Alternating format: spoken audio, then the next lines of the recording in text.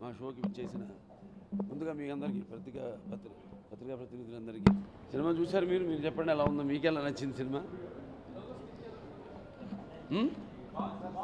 Thank you very much. మా cinema గురించి నేనే మాట్లాడతాను.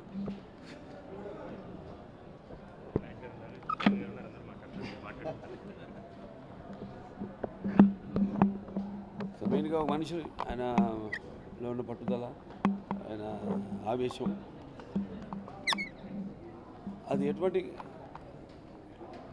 విమర్శలకు దారితీసినా కూడా ఒక పట్టుదలతో వాటిని సాధించి వాటి ప్రజలకు చేరతీసి ఒక సంకల్ప బలీయంతో ఒక మనిషి ఎంత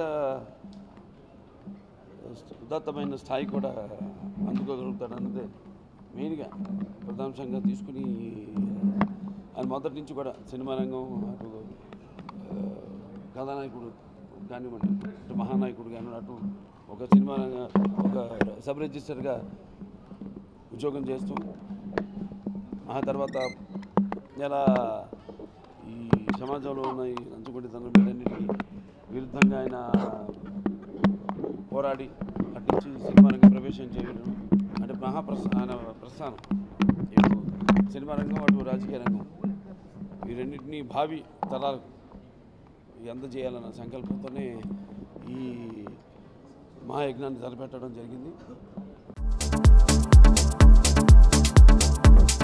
ప్లీజ్ సబ్స్క్రైబ్ న్యూ వేవ్స్.